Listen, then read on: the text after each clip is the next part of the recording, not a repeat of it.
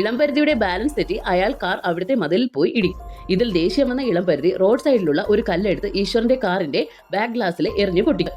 ദേഷ്യം വന്ന ഈശ്വറും ഇളംപരുതിയെ പ്രായം നോക്കാതെ അടിക്കും. നാട്ടുകാരെല്ലാവരും ചേർന്ന് രണ്ടുപേരെയും പിടിച്ചു മാറ്റും. വീട്ടിലേക്ക് വന്ന് ആദ്യം ഈ വീട് നമുക്ക് വേണ്ട, വേറെ വീട് നോക്കാം എന്ന് പറഞ്ഞ് വഴക്കുണ്ടാക്കും.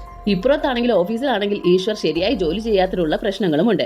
ഇളംപരുതിയുടെ വീട്ടിലേക്ക് അയാളുടെ അളിയൻ വന്ന് ഈശ്വറിനെ അടിക്കാമെന്ന് പറയും. അതിന് സെൽവിയും പോലീസ് കംപ്ലൈന്റ് കൊടുത്താൽ മതി എന്ന് പറയും. എന്നിട്ട് നേരെ പോലീസ് സ്റ്റേഷനിലേക്ക് പോയി വളരെ മോശമായ രീതിയിൽ ഈശ്വർ അപർണയെ കയറി പിടിച്ചു എന്ന് പറഞ്ഞ് കേസ് കൊടുക്കും. പോലീസും ഈശ്വറിനെ അറസ്റ്റ് ചെയ്ത് കൊണ്ടുവന്ന് ചോദ്യം ചെയ്യും. അതിൽ ഈശ്വറും അപർണയെ ഞാൻ എന്റെ സഹോദരിയായിട്ടാണ് കാണുന്നത്, ഞാൻ അങ്ങനെയൊന്നും ചെയ്തിട്ടില്ല എന്ന് പറയുന്നതും അപർണയെ വിളിച്ചു വരുത്തി ചോദ്യം ചെയ്യും. അപർണയും വേറെ വഴിയില്ലാതെ ഇളംപരുതി പറഞ്ഞു കൊടുത്തതുപോലെ പോലീസ് സ്റ്റേഷനിലേക്ക് വരുന്നതിന് മുമ്പ് ഇളംപരുതി അപർണയോട് അച്ഛന് വേണ്ടി നീ ഇത് ചെയ്യണം, ഇല്ലെങ്കിൽ ഞാൻ മരിച്ചു കളയും എന്ന് പറഞ്ഞ് ബ്ലാക്ക് മെയിൽ ചെയ്തതുകൊണ്ടാണ് അപർണ പോലീസ് സ്റ്റേഷനിൽ ഇളംപരുതി പറഞ്ഞു കൊടുത്തതുപോലെ ഈശ്വറിന് എതിരായിട്ട് പറഞ്ഞത്. പോലീസുകാരും ഈശ്വറിനെ അടിച്ചൊരു പരുവമാക്കും.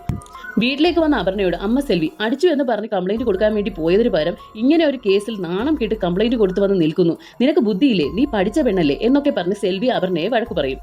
അപർണയും കരഞ്ഞുകൊണ്ട് അച്ഛനാണ് എന്നെ കൺവിൻസ് ചെയ്ത് കൊണ്ടുപോയത്, അച്ഛൻ ചത്തുകളയും എന്ന് പറഞ്ഞതുകൊണ്ടാണ്, എനിക്ക് എന്ത് ചെയ്യണമെന്ന് അറിയാത്തത് കൊണ്ടാണ് ഞാൻ ഇങ്ങനെ പറഞ്ഞത്.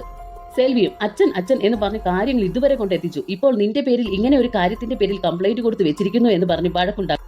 രാത്രി ആദ്യം ഇളംപരുതിയുടെ അടുത്ത് വന്ന് എന്നെ നിങ്ങളുടെ മോളെ പോലെ കരുതി കേസ് വിഡ്രോ ചെയ്യണമെന്ന് പറയും. എന്നാൽ ഇളംപരുതി അതിനൊന്നും ചെവി കൊടുക്കാതെ അവരോട് പുറത്തു പോകാൻ പറയും. എന്നാൽ പിറ്റേ ദിവസം അപർണ അവൾക്ക് എന്തോ ഗിൽറ്റി ഫീൽ ഉള്ളതുകൊണ്ട് സ്റ്റേഷനിൽ പോയി കേസ് വിഡ്രോ ചെയ്യും. ഇതറിഞ്ഞ സെൽവിയുടെ ബ്രദറും ആരോട് ചോദിച്ചിട്ടാണ് അപർണ കേസ് വിഡ്രോ ചെയ്തത് എന്ന് പറഞ്ഞ് സെൽവിയോട് ബഹളമുണ്ടാക്കി. ഈശ്വർ വന്നതും അവന് റൗഡികളെ കൊണ്ടുവന്ന് അടുപ്പിക്കും.